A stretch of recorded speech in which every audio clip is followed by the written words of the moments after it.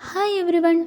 ഇന്ന് നമ്മൾ പരിചയപ്പെടാൻ പോകുന്നത് ബഹുഭുജങ്ങളുടെ ഒരു കഥയാണ്.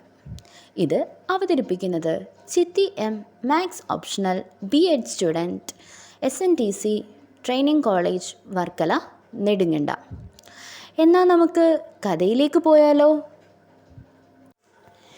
ത്രികോണഹസ്തം എന്ന നാട്ടുരാജ്യത്ത് ത്രികോണമിത്രി എന്ന അതീവ സുന്ദരിയായ രാജകുമാരി ഉണ്ടായിരുന്നു. ബഹുഭുജ സാമ്രാജ്യത്തിലെ പേരുകേട്ട നാട്ടുരാജ്യം ആണ് ത്രികോണഹസ്തം. വളരെ ചെറുപ്പത്തിൽ തന്നെ യുദ്ധത്തിൽ ത്രികോണമിത്രിക്ക് അവളുടെ അമ്മയെയും അച്ഛനെയും നഷ്ടപ്പെട്ടിരുന്നു. അതുകൊണ്ട് തന്നെ ത്രികോണമിത്രി സ്വയം സുരക്ഷയ്ക്കായി സകല ആയോധന കലകളും പരിശീലിച്ചിരുന്നു. മറ്റു നാട്ടുരാജ്യങ്ങൾ ഒന്നും തന്നെ ത്രികോണമിത്രിയുടെ രാജ്യത്തിനെ തോൽപ്പിക്കാൻ കഴിഞ്ഞില്ല.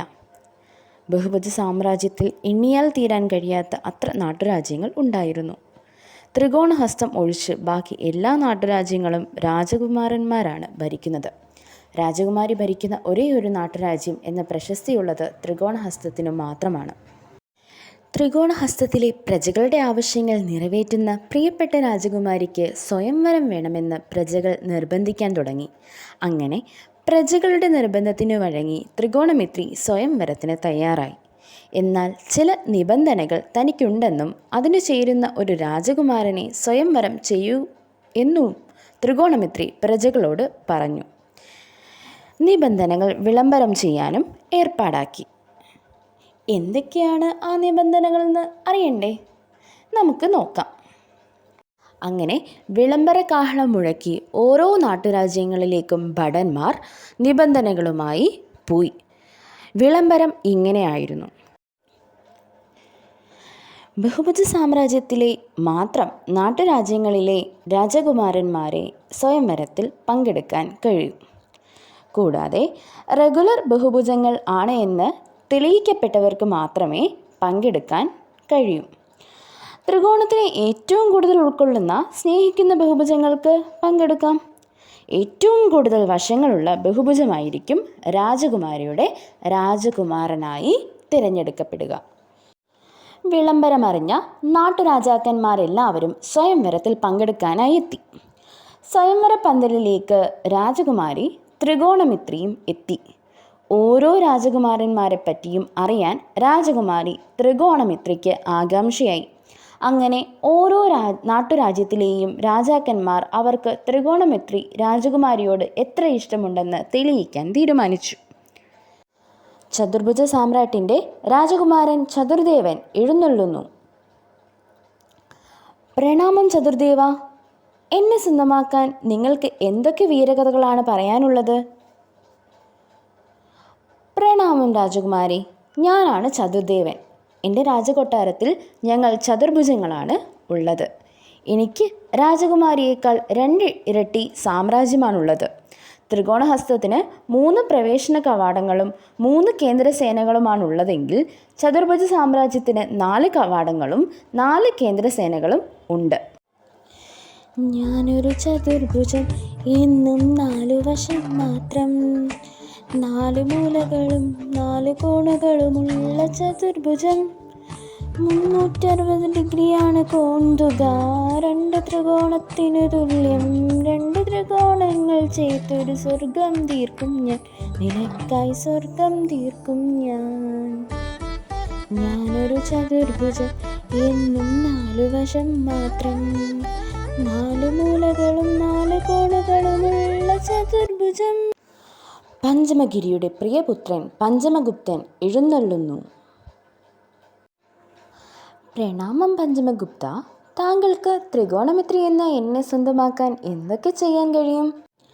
പഞ്ചമഗിരിയുടെ അടുത്ത രാജാവ് ഞാനായിരിക്കും.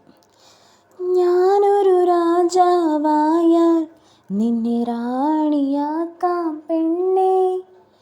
ഞാനൊരു രാജാവായാൽ നിന്നെ റാണിയാക്കാം പെണ്ണേ.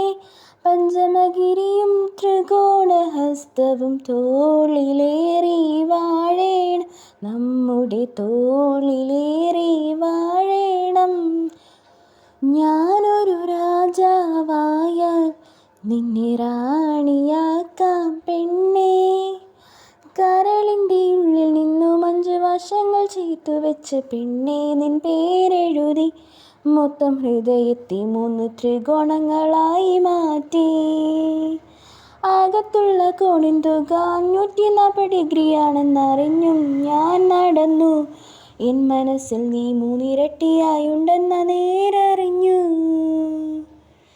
ഞാനൊരു രാജാവായാൽ നിന്നെ റാണിയാക്കാം പൊന്നേ.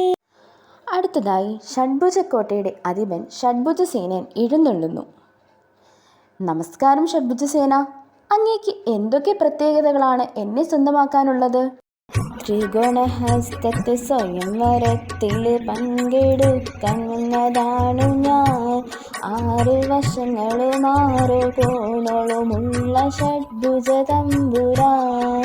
ത്രികോണഹസ്തത്തെ സ്വയംവരത്തിൽ പങ്കെടുക്കാൻ വന്നതാണു ഞാൻ. 6 വശങ്ങളും 6 കോണുകളുമുള്ള ഷഡ്ഭുജ തമ്പുരാൻ. സ്വയംവരത്തിൽ കുറിയെടുക്കുമ്പോൾ ഒരു നറുക്കിനു ചേർക്കണേ. ത്രികോണഹസ്തത്തെ സ്വയംവരത്തിൽ പങ്കെടുക്കാൻ വന്നതാണു ഞാൻ. 6 വശങ്ങളും 6 കോണുകളുമുള്ള ഷഡ്ഭുജ തമ്പുരാൻ.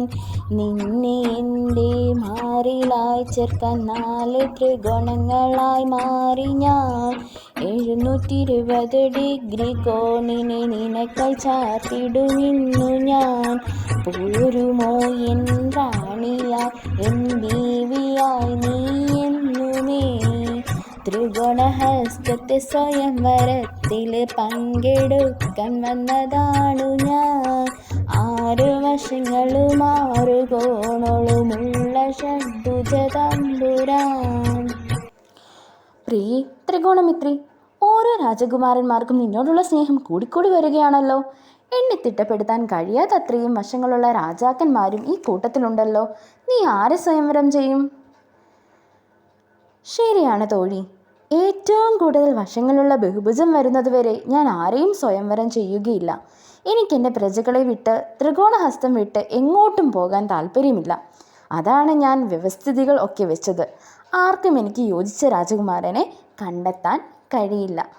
അതുവരെയെങ്കിലും എനിക്ക് നിങ്ങളോട് ഒത്ത് പോകാമല്ലോ.